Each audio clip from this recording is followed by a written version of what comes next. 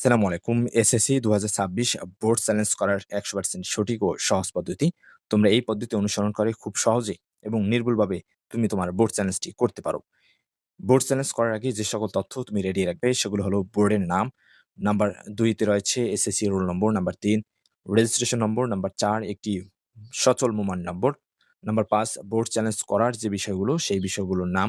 এরপরে সর্বশেষ অর্থাৎ তুমি যে কয়টি সাবজেক্টের বোর্ড চ্যালেঞ্জ করতে চাও, সেই সকল সাবজেক্ট অনুযায়ী তুমি বিকাশ বা নগদে পর্যাপ্ত ব্যালেন্স রাখবে এবং এখানে আরেকটা বিষয় হচ্ছে বাংলা এবং ইংরেজির ক্ষেত্রে ২ পত্রের আবেদন কিন্তু একত্রে করতে হয় এবং সেক্ষেত্রে বাংলার ক্ষেত্রে ৳৩০০ এবং ইংরেজির ক্ষেত্রে ৳৩০০ প্রযোজ্য হবে।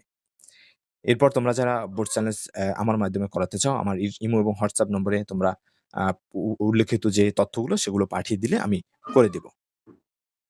আমার এই ভিডিওর ডেসক্রিপশন বক্সের শুরুর দিকে লিঙ্কটি পেয়ে যাবে যেখানে ক্লিক করলেই এরকম একটি পেজ নিয়ে আসবে।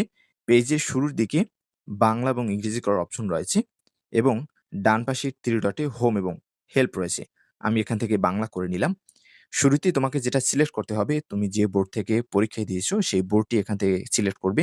আমি রাজশাহী বোর্ডের এক শিক্ষার্থীর তথ্য ব্যবহার করে তোমাদেরকে দেখিয়ে দিব পুরো প্রসেসটি। যার জন্য আমি রাজশাহী বোর্ডটি সিলেক্ট করলাম। এরপরে সেই ব্যক্তির রোল নম্বরটি এখানে আমি লিখব।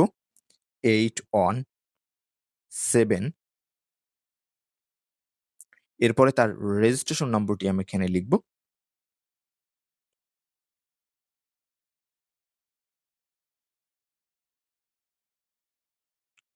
তুমি এই তথ্যগুলো দেওয়ার পরে তোমার আ পুরো তথ্যের সাথে মিলিয়ে নিবে যে তোমার বোর্ড, রোল এবং রেজিস্ট্রেশন নম্বর লেখা ঠিক হয়েছে কিনা।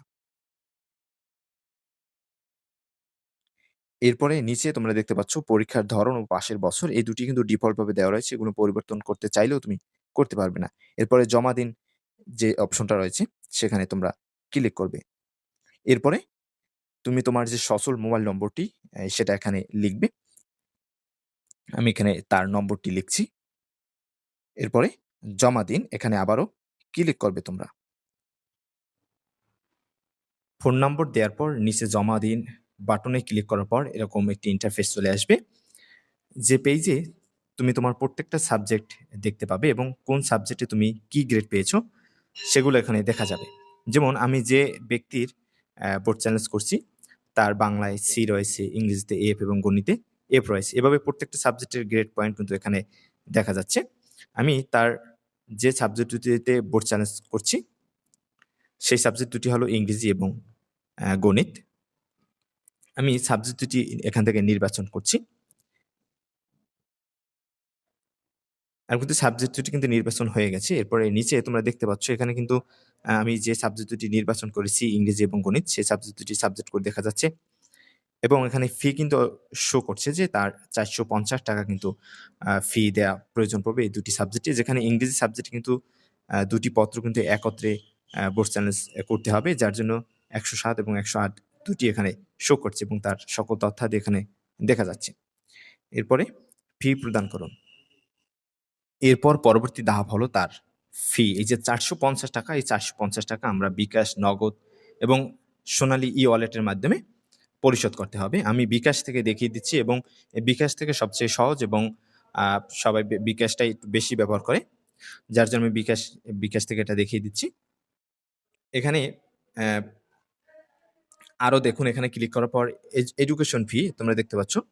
এই এডুকেশন ফিতে ক্লিক করার পর এখানে তোমরা এসএসসি লিখলেই এখানে এসএসসি ২০২৬ এই লেখাটি চলে আসবে। এখানে ক্লিক করার পর তুমি যার বোর্ড চ্যালেঞ্জ করছো, তার বোর্ডটি এখান থেকে সিলেক্ট করবে। আমি রাজশাহী বোর্ডের এক ব্যক্তির বোর্ড চ্যালেঞ্জ করেছি, যার জন্য আমি রাজশাহী বোর্ডটি সিলেক্ট করছি। এরপরে পাসের বছর ২০২৬ ই সিলেক্ট করতে হবে।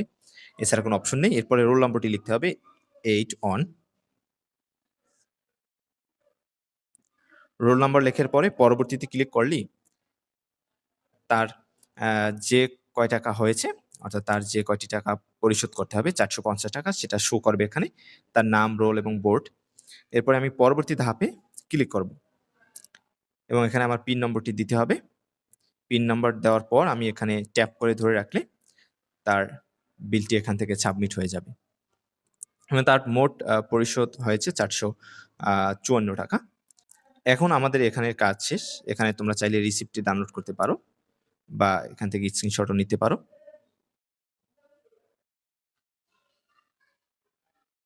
এরপর আমরা আগের সেই পেজে ফিরে যাব। সেখানে আমরা কিন্তু আমাদের কিন্তু আ ৳৪৫০ বিল পরিশোধ করা শেষ।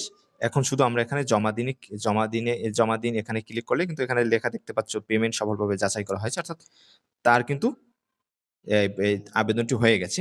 অর্থাৎ তোমরা যখন দেখবে এরকম লেখা হয়েছে, "ধন্যবাদ, আপনার আবেদন সফলভাবে জমা দেওয়া হয়েছে।" তখনই বুঝবে যে আসলে তোমার আবেদনটি সম্পূর্ণ হয়েছে।